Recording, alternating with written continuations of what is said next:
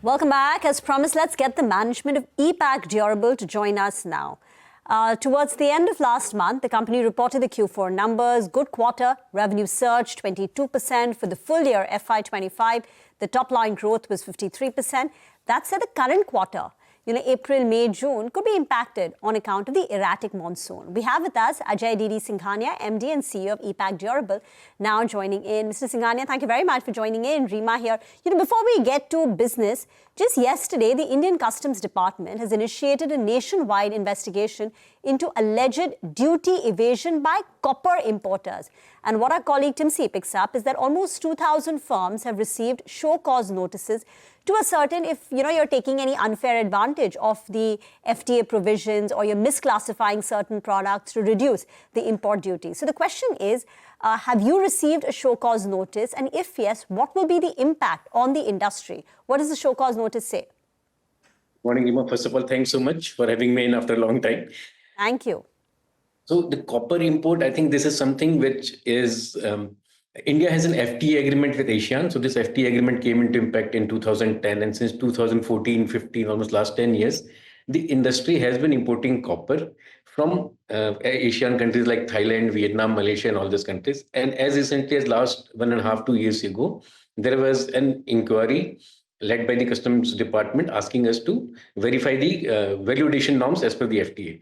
So as an individual importer, none of us, I mean, the 2,000 of us who have received this show cause notice or this are not entitled or don't have the access to the value addition being done by this manufacturers in all these Asian countries. And obviously, the certificate of origin is provided by the government of Vietnam. So we have been relying on it and we've been importing it. So, and on top of it, we don't have anybody manufacturing copper in India.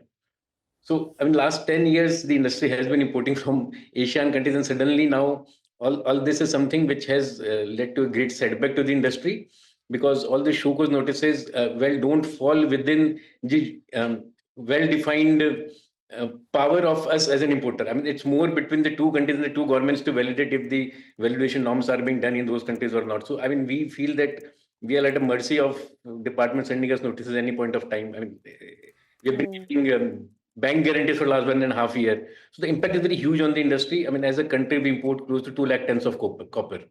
And 7. So all AC manufacturer, consumer durable manufacturers would have received the show cause notice, right? Yeah. And including you. It's refrigerator, it's everything, whatever consumes copper. Okay. So, and the impact then, as we speak right now, one is there will be a penalty, which is retrospective, and two, you have to now refigure another, supply chain for copper. Is that correct? That's correct. So, in the near term, have copper imports stopped then? No. So, I mean, for the last 1.5 years, since this thing came into notice, all of us have been importing copper by giving a bank guarantee against the so-called duty. So, 7.5% additional duty as a bank guarantee is what we have been paying to the government of India. And with a hope that a decision is being taken, but we've been pleading the Ministry of Commerce and DPIIT and everybody that this should be concluded ASAP, so that at least if a duty has to be paid, we pay the duty upfront. But how long can we continue just giving a bank guarantee?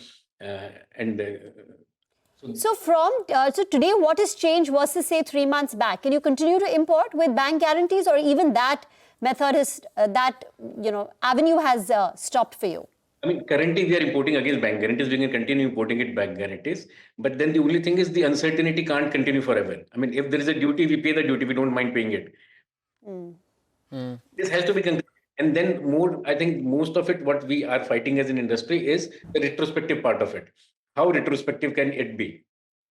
And how retrospective is it? Is it for 2 years? Because you're saying you're importing since 2010, which is 15 years back. Yeah. I mean, what's the size of the penalty the industry could be slapped with? It could be thousands of crores. Thousands of crores. Okay, but is there any impact on production right now for you? Or you're continuing to import with bank guarantees, so production is intact? So, Rima, there are 2 points to it. One is the bank guarantee side of it, the duty part of it. On the other side is the BIS, which also is currently available only to the suppliers in Asian countries. So we don't have any supplier in China to whom BIS is given. So as it is, we are limited that we can import only from this limited few manufacturers in Thailand, Malaysia, Vietnam. So that's one side of it. We don't have any capacity locally still. I mean, there have been talks about it, but we're still to see production ramping up. So within the country, the capacity is only for plain copper, which is hardly 10%, 20% of what we actually need as an industry. So I mean, we are trapped that we need to import from these countries. On the same side, there is no clarity whether we need to pay duty or we need to continue giving the bank guarantees. Mr. Singhania, good morning. Thank you for joining in. You know, the other bit that has been a subject of conversation recently has been these potential temperature control norms that the government has been talking about. Now, how is this beneficial in any way for power consumption? And if they are put in place, is there a change that you will have to bring about when it comes to production and manufacturing? Would everything need to undergo some changes? First of all, as an industry, I think this is a welcome step in terms of saving energy. How much energy would be saved? That theoretically, the answer is almost every 1 degree rise in temperature, we save almost 6% of electricity. So currently, the minimum set temperature is 18, and now we're talking about 20. We're looking at a potential saving of 8 to 10% in energy consumption. As an industry, when we look at the manufacturing side of it, there's no major change. It's only a software change which we have to do. So we have to put some locks in place that the user is not able to set the temperature below 20 degree. So for us, it's no change, but it's more of a mindset that many people are used to, setting the AC at 16, 18 and waiting for it to come down. Although actually the AC might still be running at 2022. You know, Mr. Singhania, the other bit is that in areas now where these, there are states here which are on the extreme heat side, and there are states at the extreme cold side. How do you navigate this? Will the industry as a whole have an impact because of such norms? Okay, you mentioned the fact that it is a welcome step in energy conservation and so on and so forth, but what does that do to the industry as a whole? See, as an industry, it doesn't impact anything. There's no theoretical change in manufacturing or any part of it. So it's more of a software control. I mean, it's more of a mindset of the consumer. I mean, for a very hot and humid climate, for a normal human body, a temperature of 24 degrees is more than enough to feel cool. So actually, we never set, I mean, the room temperature never comes below 24. So when we set a temperature at 18 or 16, whatever we do, the AC is still trying to maintain it at 22 or 24. So even if we lock it at 20, I think it hardly matters to a consumer. So, I mean, it's more of a mindset. The third issue then, Ajay, is of course this erratic monsoon. First, there was this announcement of an early monsoon arrival. This is a record. And now suddenly, at least in Bombay, things have gone absolutely dry. In Delhi, we're talking about a heat wave, red alert. So how has Q1 been, if you could tell us, April, May, and even the first half of June for the industry and you? Rima, this is something, I mean, it's so erratic with a superlative growth of 40% plus in last financial year. Everybody had kind of buckled up the shoes that we were looking for another 20-30% kind of growth in FY26. And now we had erratic rains, starting with South India, first of all, being a washout, sale loss in April, then West India, Bombay and Maharashtra, sale loss in May. So I think April and May put together, the industry was looking at something like a 20-25% kind of a degrowth compared to last year. But then May has been a respite. Again, the heat wave setting in and dry weather in Maharashtra and all. So we are seeing some recovery. But overall, if I talk about the entire Q1, I feel at best we would break even or we'd be flattish. I mean, we would be flattish as an industry or still some degrowth, probably 5 to 10% kind of a degrowth. But flattish would even be a good scenario to look at. Sorry, so you're saying April and May, the industry degrew by 20 to 25%. You're hopeful things recover in June, and therefore the industry could end with 0 to minus 10% kind of a growth. And you will outperform the industry, or your performance has been in line with the industry? Mostly in line, because these are the peak months. So anything to outperform is not there. The outperformance is only in Q2 and Q3. But overall, if we talk about the tailwinds are still very strong.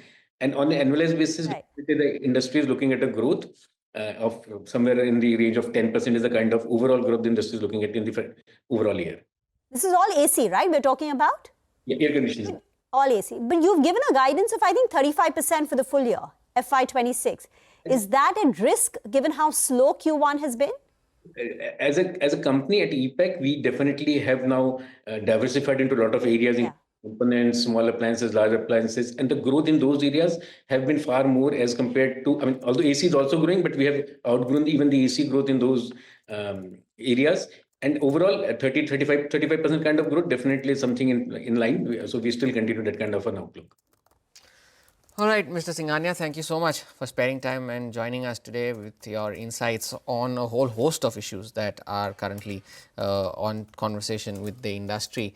We'll take a short break, but just before we do that, some good news for our viewers. India's business news leader is now just a click away, and that is the CNBC TV18 all-new app, where you can get breaking news, in-depth articles and financial world updates right at your fingertips. You can download the app from the Apple Store or the Google Play Store, or even scan the QR code that comes up on your screen.